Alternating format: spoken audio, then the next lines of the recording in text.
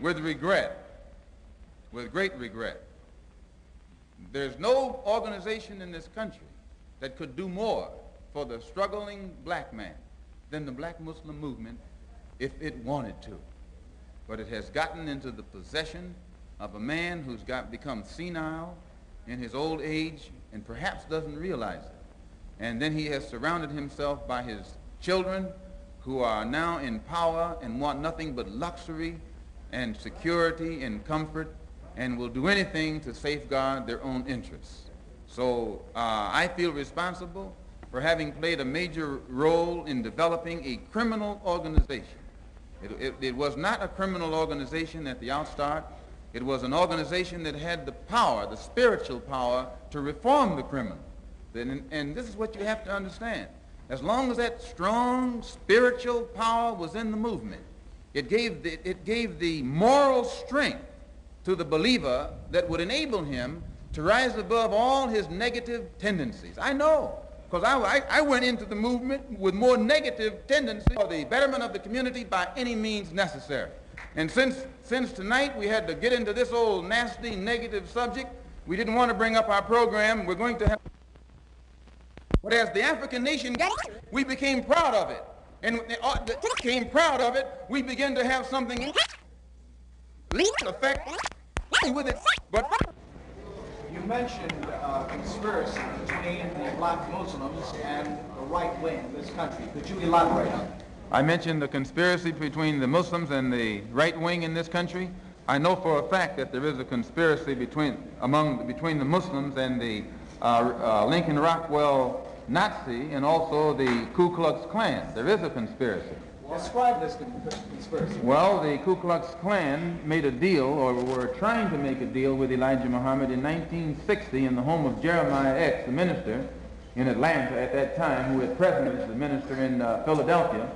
They were trying to make a deal with him to make available to Elijah Muhammad a county, a size tract of land in Georgia or South Carolina, where Elijah Muhammad could then induce Negroes to migrate and make it appear that his program of a segregated state or separated state was feasible.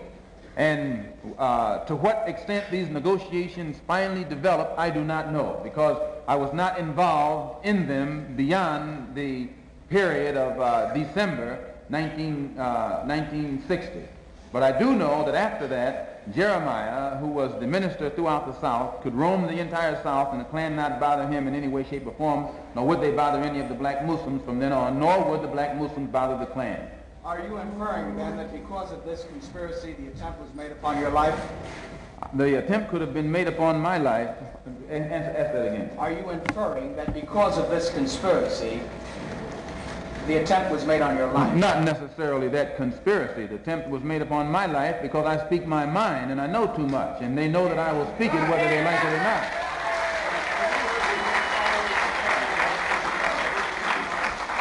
Pardon me? Are you urging your followers to take any actions against the Muslims? Am I urging my followers to take action against the Muslims? No. No. When you say you rely on Allah or KKK, you've always been some kind of activist. Do you still think that you're going to try to infiltrate their organization and win over some of their supporters? Am I going to try and infiltrate their organization and win over some of their supporters? No, I have never tried to win supporters from Elijah Muhammad. Since I have left the black Muslim movement, I've spoken at these rallies. Those who come, come. Those who don't, don't. But I've never gone out of my way to win over any of his followers. And he himself is fearful because he knows that you don't have to exercise too much energy to win his followers. As soon as they know truth and compare the two. And by the way, this is the brother. I didn't even see you there, brother. This is Leon Amir, who was Cassius Clay's secretary, whom they beat unmercifully up in Boston. And the court freed the men who beat him. They fined him $100, was it? Yeah, fined him $100. And he was on the inside of the black Muslim specialty squad. And I know it. And it was he who heard Elijah Muhammad Jr. come to New York when Elijah Muhammad was at the Armory in June of last year. Junior stood up and told the fruit, many of whom are here now also, that I should have been killed that my tongue should have been put in an envelope and sent back to Chicago by now. And because Fat Joseph had not done it, they demoted him. He remained captain, but Clarence up in Boston was put over Joseph. And Joseph's authority was curtailed. And then Clarence, the captain from Boston, and John, the captain from Springfield, came to New York to assassinate me and came to him to get a silencer and couldn't get it. So the police know this. It's not something that's new. They just wait until the job is done and then they step in. Now, when you say, do you know that Elijah Muhammad was behind this? Yes, now, Elijah Muhammad called all of his officials, national officials, to Chicago in October and ordered them to kill or maim any of his followers who leave him to follow me.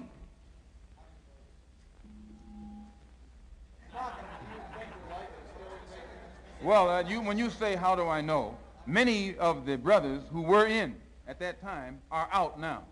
And if this ever come into the court, there are plenty of witnesses who can stand up and testify to it. Pardon? Pardon?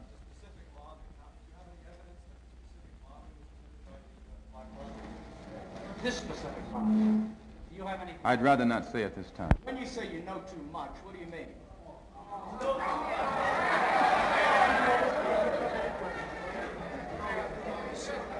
Who's the next one?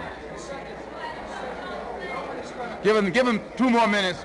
Give them 2 more minutes and we'll end it. You said nobody's going to clean up Parliament but us, and we'll control it. And you said, including the politics. Yes. So what, can you elaborate a little bit? Yes, when I said that no one can clean up our home but us, and that we will clean it up, including and no one should control it but us, including the politics, what do I mean? I mean exactly that. That the black people. You're thinking of who? Powell? Powell's one of us.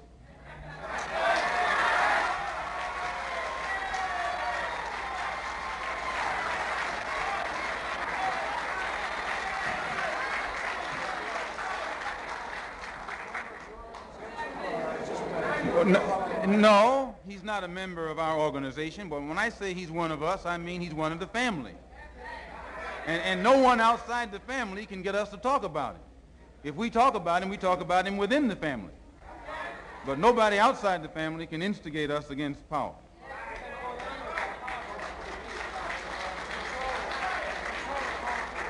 Yes, by controlling it politically, I mean that the politics of the community of Harlem should be controlled by those of us who live in Harlem, not by somebody sitting down in Gracie Mansion.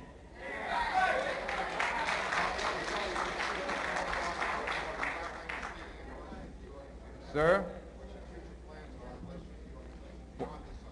No, but the Organization of Afro-American Unity intends to get involved in every kind of action that's going on in New York City.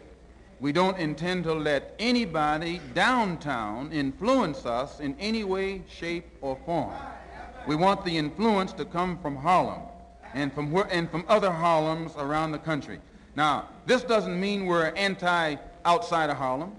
This doesn't mean we're anti-Bronx or anti-White Plains or anti-white or anti-German or anything like that, but it means we're pro-Harlem. We're pro-ourselves. We want to start doing something for ourselves. That's all it means. It means that we want to stop begging you for your school. We want you to get out of the way and let us straighten out the schools in Harlem.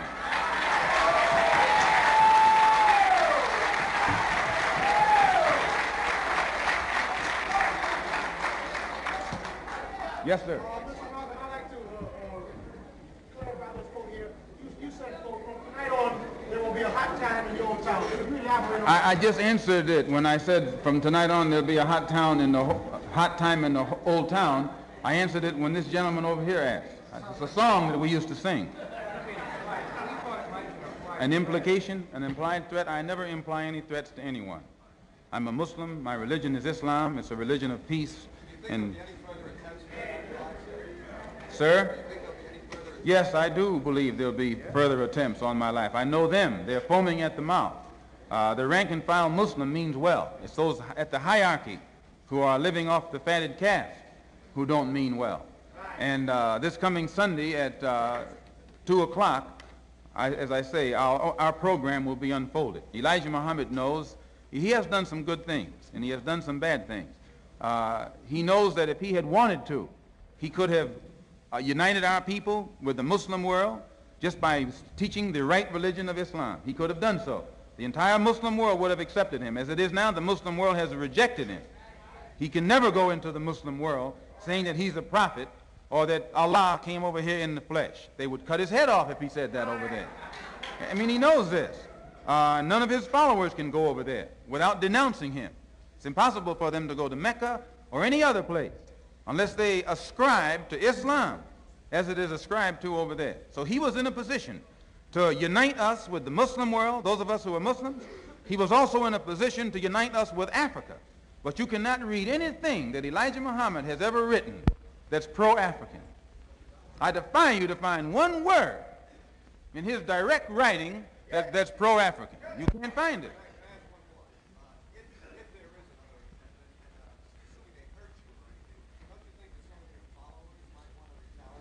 Listen to this question this man asked me.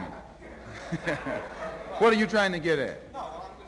No, he asked me, listen, I got to tell him what you asked me. He asked me, don't I think if I got hurt, you know, wouldn't some of my followers retaliate? What are you trying to say? Or what are you trying to get me to say?